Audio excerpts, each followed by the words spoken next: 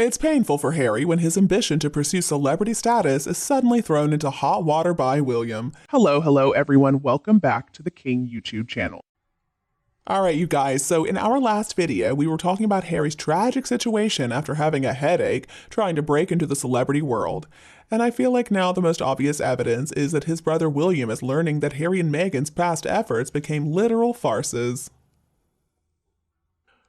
Royal expert Richard Eden wrote in the latest edition of his Palace Confidential newsletter that William's calm triumph in New York was in stark contrast to Harry and Meghan's dramatic visit there, when a ring of aggressive photographers with blacked out windows put their lives at risk, according to them, of course.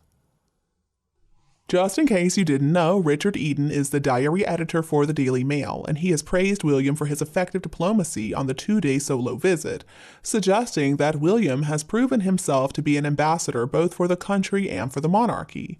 Strikingly, he says, the Prince of Wales endured none of the headline-catching drama overshadowing the New York visit of Harry and Meghan in May, when the Sussexes claimed to have been involved in a near-catastrophic car chase with photographers. During William's visit, there was no drama whatsoever. Even without Catherine there with him, he was such a hit. He drew crowds of well-wishers who were so happy to greet him. Eden wrote, "Greeting Prince William in New York this week, the city's former mayor Michael Bloomberg referred to a recent opinion poll that showed our future king was viewed more favorably in the USA than President Joe Biden." Eden went on to write, referring to the Declaration of Independence from George III's Britain, Bloomberg joked, "America has not seen that kind of bipartisan consensus in 1776, but this time we're all drinking to the king's health." The calm success of the trip was a stark contrast to his brother's most recent visit to New York City, that was overshadowed by Prince Harry and Meghan's claims that they had been involved in a near-catastrophic car chase with press photographers.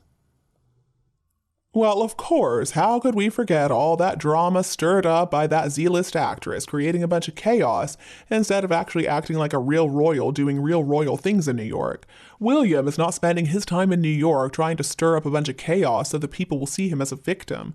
Instead, he is showing himself to be a true statesman with no personal agenda.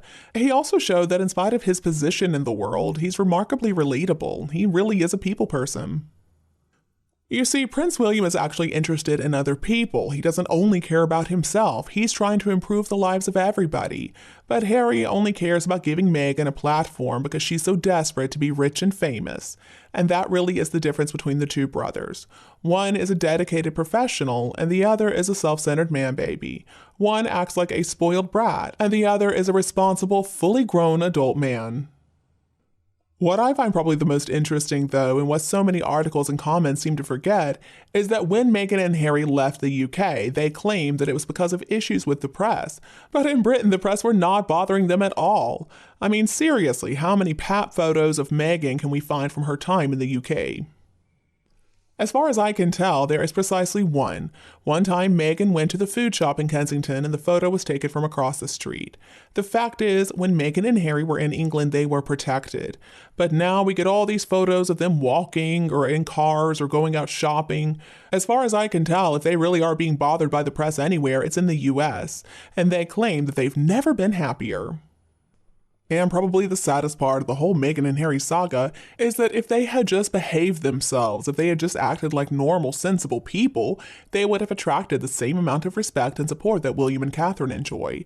And they really could have done a lot of good for a lot of people. It's their whole MO that's being questioned, and that's all a result of their behavior.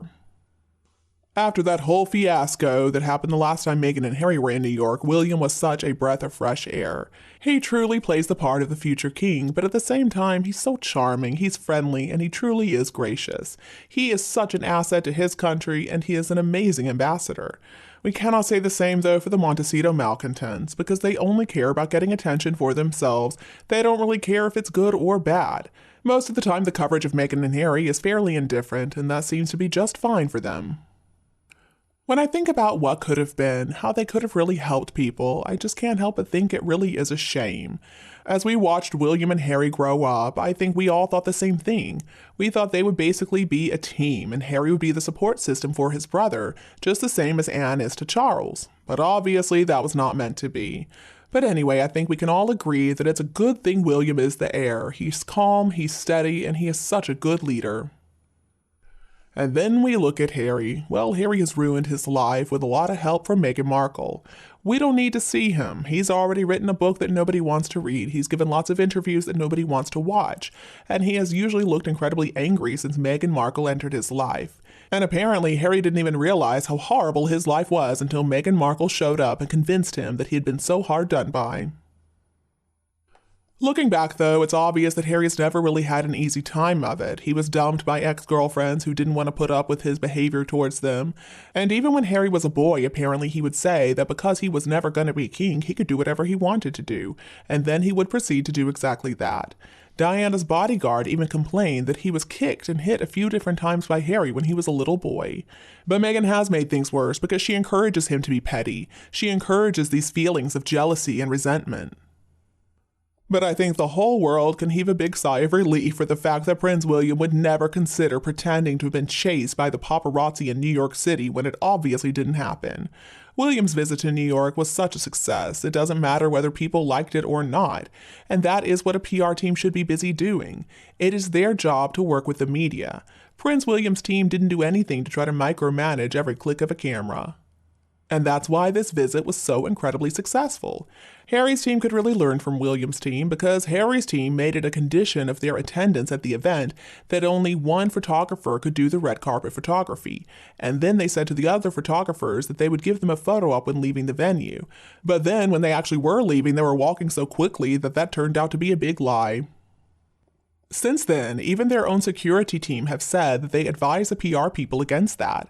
Their security team actually caused more problems on roads than photographers did, according to everybody except the PR team. I mean, he's not even a real royal anymore. He just acts like a big celebrity. Now, I hope that Harry is happy. I don't believe he is, but I hope that he is. But anyway, I think it's sad to think how different his life could have been. Just imagine if he had met a nice British girl, or she really didn't even need to be British, just a nice girl who really cared about the role, who cared about being a member of the family, who was able to not be the star, who could attend to her royal duties beautifully and respectively, like for example the Duchess of Edinburgh does. Not a me actress who wants everything to be about her all the time. And even if we think he is a despicable person, we gotta admit, it's tragic to think of everything Harry has missed out on. And you, what do you think about this situation? Please tell me your opinion below in the comments. And by the way, I loved reading all the opinions that you shared with me in the last video called Harry's Tragic Situation After Having a Headache Trying to Break into the Celebrity World. So now I want to share a few of the comments that really caught my eye. Well, it seems like not many of you really feel sorry for Harry, and I can't blame you for feeling that way. Susan Roberts says, it's not a tragic situation, rather it's called reality. Indeed. And then Aquarius, the stress he put his grandparents through, he deserves whatever stress and unhappiness he is feeling now. I have no sympathy, all self-inflicted in my opinion. I share the same opinion as you, Aquarius. Thanks for weighing in. And then we got Susan Burns. He betrayed his grandparents beyond forgiveness. Reap what you sow, Harry. It does look like that's finally happening for him. I think karma is finally coming for him. Next, we've got Mary Morris. Well, Harry and Meghan play with fire, so they will get burned. I am not sorry, but Harry and Meghan are no good at all, and they will never change. Harry and Meghan are the ones who were so mean and hateful to Queen Elizabeth II. And Harry, you never were the Queen's favorite grandson. William was, and he always will be the favorite grandson. Harry, you had some things really good, and when you married Meghan, you lost everything, and you will never get it back at all. Ooh, Mary. Mary had some harsh words, but Harry deserves them, so thank you for your comment. And a response from Julie, actually Peter Phillips, Princess Anne's son, was the Queen's favorite grandson. I've heard that too, Julie. I mean, I don't think we can really know for sure who the favorite grandson was. Honestly, the Queen probably loved them all equally. I think she was that type of lady. But at the same time, we gotta look at what Harry did at the end of her life. At that point, I don't believe for a second that he was still the favorite if he ever was. Next, we got a comment from Janet De La Rosa. Poor old Harry, back of the queue for everything, including a wife. Oh, poor Harry. Next, Leslie says, more likely his marriage to a narcissist that is affecting his alopecia rather than his family who have never retaliated from all the vitriolic abuse, private and personal information, and blatant lies Harry has thrown at his family. I agree with you, Leslie. I'm sure it is incredibly stressful being married to somebody like Meghan Markle, but again, it is what he chose. And then Candy says, stress he's living, sleeping next to, if they do, any stress he's having is brought on by the narcissist he married, the fame and fortune she craves like a junkie. That's where his stress comes from. The royal family will never trust or welcome Harry back again after all he's said and done, because of the ego, but because of the poisonous wife. As long as she's running Harry, they'll never have reconciliation, in my opinion. Well, Candy, I am of the same opinion. I agree. I'm sure that is why he's so stressed out. And I agree with you that as long as he stays with her, he is never going to make peace with his family. Because his family knows good and well Harry could never be trusted as long as he is still with Meghan Markle. She's going to take whatever they say and she's going to twist it and then sell it to the media to make a pretty penny for herself. Next comment I want to share comes from Chuck. Chuck says if Netflix decides to use any footage of the games for a documentary, it will bring their company to its knees. It would be better if Netflix simply cut ties with Meghan and Harry. Otherwise, Netflix is doomed. You're right, Chuck. Netflix made a huge mistake when they got involved with those two. I know they're still trying to recoup whatever they've lost, but they need to just give it up and cut ties with them once and for all. And then Lexi Bear says, let's be honest, he wasn't even happy on his wedding day. The only two who were happy in seeing dollar signs is Doris and Meghan. Oh, they were happy, of course. They knew they were going to take him to the cleaners. And then Diane says, it's called payback and karma. Simple. And Christina, he deserves everything he is going through. Why is he not wearing wigs like his vile wife? And he had the nerve to slag off William's hair. William has the looks, Harry hasn't. Isn't it funny when you think about how he talked about his brother losing his hair? I mean, come on, Harry, look in the mirror. And so what if William's losing some hair? He is still handsome as can be. Harry, on the other hand, looks like somebody who has been sleeping on the streets and hasn't showered for weeks. And I like this point made by Eduardo. Harry, if you're going to blame others for losing your hair, look at who you married. It's true, she's the only one to blame if anyone's to blame. And then Summer Savage, when people start comparing you to Amber Heard and Jada Pinkett Smith, you've already lost. She's probably worse than the both of them put together. Thank you for your comments, Summer, and I agree with you, Meghan Markle probably is worse than the both of them. Can you imagine if for some reason all three women got together? Boy, what a scary thought. I think somebody could make a horror movie based on that idea. Linda Woods also doesn't feel sympathy for Harry. She says, Harry made his bed, now lay in it.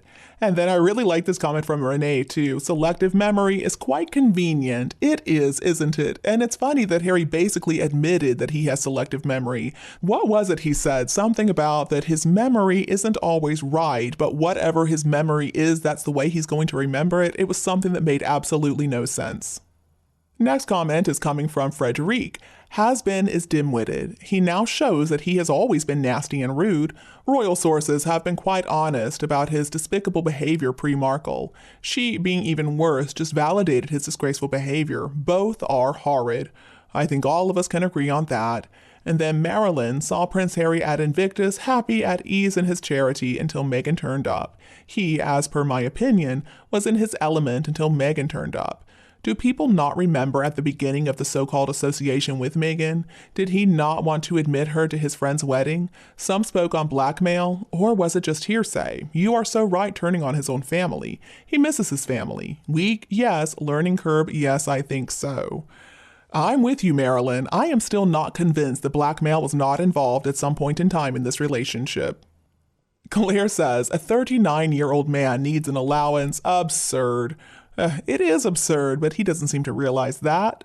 And then Sandra says, no, Harry, we all heard you saying your family were racist. You did not say the word, but that's what you meant, and also your wife. It was not the media, it was you.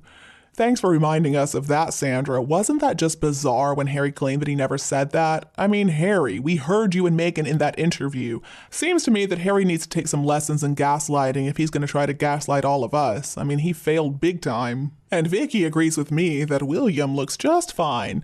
Vicky says Prince William looks handsome. Harry going bald looks horrible. King Charles shouldn't take Harry's calls. Honestly, Vicky, I kind of don't think he does at this point. And then Dion, his family feud, or that sad excuse of a woman he chose. Yeah, you're right about that. The buddy says stress he has made himself. Well, Harry is not going to let that stop him from whining about it. Come on. And then a comment from Karen. Harry is the headache and his wife is full on migraine. Harry never had to work it like he does now. Being a royal was celebrity in itself. Now he has to bring something to the table. Good luck with that. Neither of them have enough talent or charisma to sustain popularity or interest. His great-grandfather had 5 other siblings. I bet most people don't know who they are. Harry will only slightly be remembered for a couple of generations of being a royal because his grandmother was queen. His father is the king, and one day his only other sibling will be king. Even if royal, he will be forgotten with time because none of the shit he is doing today is remarkable enough to build a legacy on. Amen, Karen. I don't know about you all, but sometimes it really does bring me comfort to remember that Harry is not going to be written about in the history books the same way that his brother will be. I think that you're right. In a few decades or centuries or whatever, Harry is going to be completely forgotten, but the legacy of William and Catherine will live on. All right, everybody, that's all the time that we've got for now, but you please keep those comments coming. Don't forget to hit the like button and share this video with anybody else who would enjoy it before you go. Please don't forget to subscribe to our The King YouTube channel to get more updates in the future. Thank you so much for tuning in. Have a lovely evening, and we'll be back to see you tomorrow. Bye. I love you all.